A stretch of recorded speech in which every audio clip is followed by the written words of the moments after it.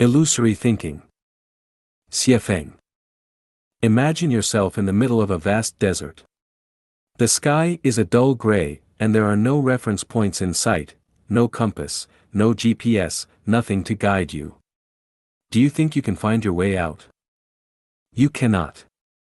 You might scoff at me and say, "Nonsense.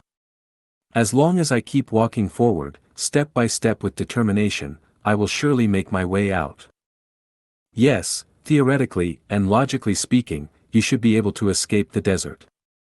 After all, each step you take is forward. How could you possibly fail to walk out? Unfortunately, reality does not align with theory. Despite every step being correct and taken in a forward direction, you will ultimately end up right back where you started. Note, this is not about walking around the earth in a complete circle but rather about being lost within the desert itself. Why is it that you cannot walk out of the desert?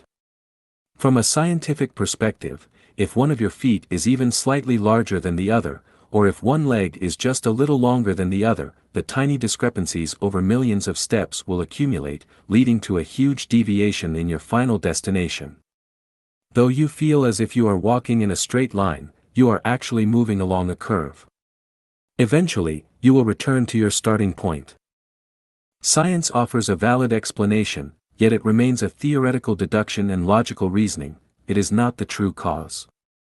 The real reason lies in what I call illusory thinking. It is common knowledge that water flows downward. However, illusory thinking can make water return to where it started. I once saw a paradoxical image in Reader's Digest, a fascinating illusion of flowing water. The image depicted a small waterfall with water cascading downward. Yet, somehow, the water eventually flowed back to the top of the waterfall. The visual presented no apparent flaws, nor did the logic seem questionable, yet the water ultimately returned to its starting point. Strange, isn't it? This is the power of illusory thinking. There is an old folk saying, "Cut down the millet bundles, and you'll stir up the wandering spirits." This refers to a peculiar phenomenon. Every year during the millet harvest, farmers gather the crops into bundles. However, for about half a month to a month after the harvesting begins, people frequently get lost when venturing out at night. Strangely, even in places they are intimately familiar with, on paths they have walked countless times, they still lose their way. Some wander in circles all night until the rooster crows or they hear human voices. Only then do they suddenly snap out of their confusion and find their way home. It truly seems as if the wandering spirits have been angered and have clouded their vision. What causes this? The prevailing theory suggests that certain molecules, or scents, released into the air after the millet is harvested have a narcotic effect on the nervous system, inducing a state of illusory thinking. So, what exactly is illusory thinking?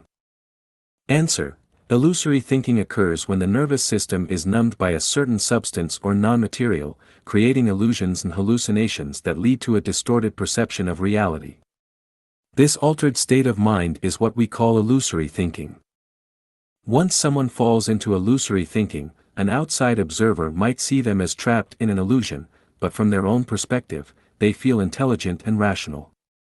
They firmly believe that every step they take is correct.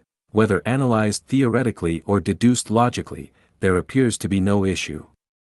Yet, in the end, their conclusions are absurd and completely contrary to their original intentions. Illusory thinking is like a maze, a trap of the mind. In ancient times, some military strategists trained in Taoist arts could set up bewildering formations that induced illusory thinking. Once a person entered, their mind would become disoriented, making it nearly impossible to find a way out. Step by step, everything seems correct, but the result is wrong. Always right yet forever lost. This is illusory thinking. From a macro perspective, all of humanity exists within a grand illusion. Everyone is trapped in illusory thinking, though they are unaware of it. The first article of the chapter of Revelation is titled, "The 36 trigrams arrays that are hard to break and impossible to solve." We believe humanity is making progress, don't we? Yet, in the end, we will return to where we started, unless someone without illusory thinking leads the way. Otherwise, we will never escape the desert. Let me give you an example. Most people have probably never heard of Seth and Oren. Their entire body of work is a classic example of illusory thinking.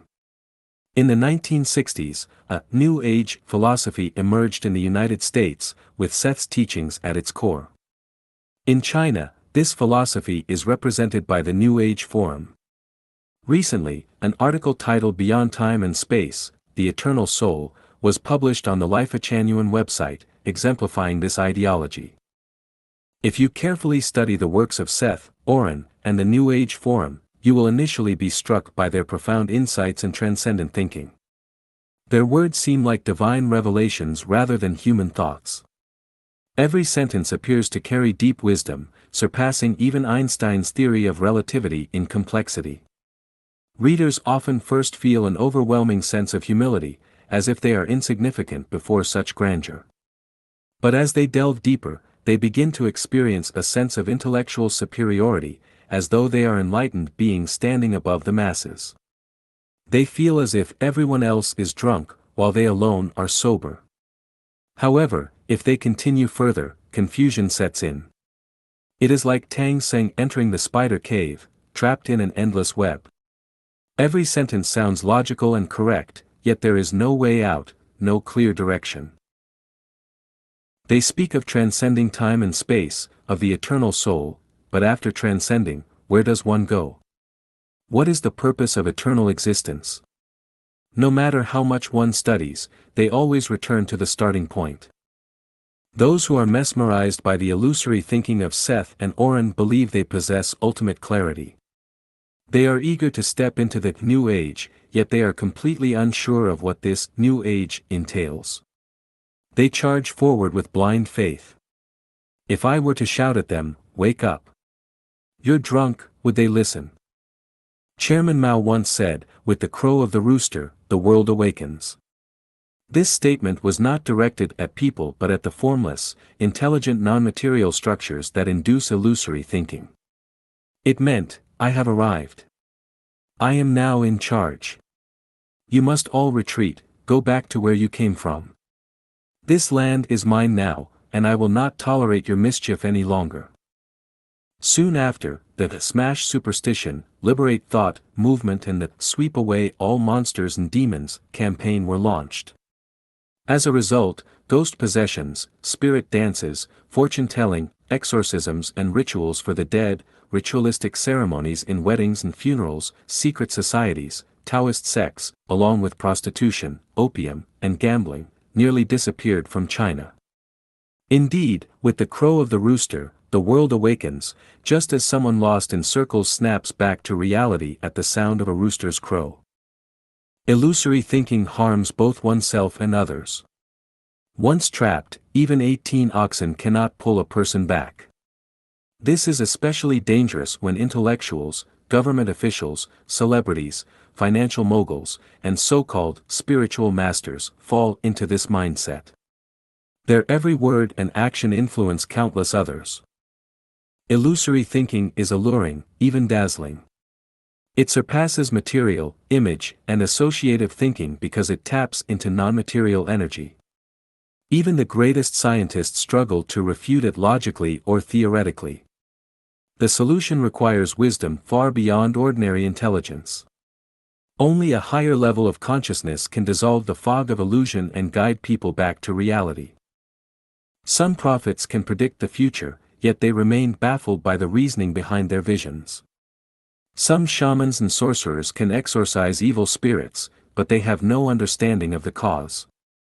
Some astrologers can foresee major events, yet they are completely unaware of their origins. Some fortune-tellers, diviners, and graphologists may sometimes be remarkably accurate, but they are clueless about the true source of their insights.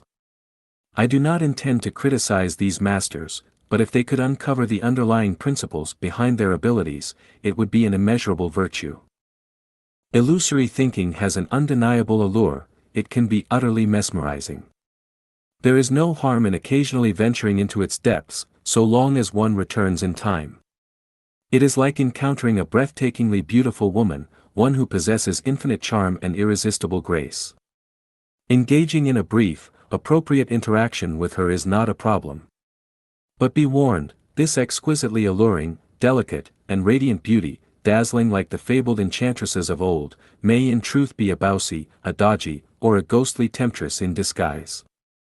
The moment you let your guard down and surrender yourself to her completely, you are doomed, your very life will be at stake.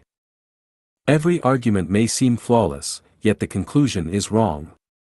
Every step may appear correct, yet the final result is the opposite of what was intended.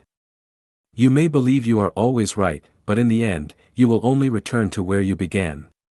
This is the nature of illusory thinking.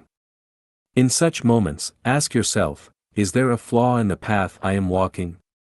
If I continue this way, where will it ultimately lead me?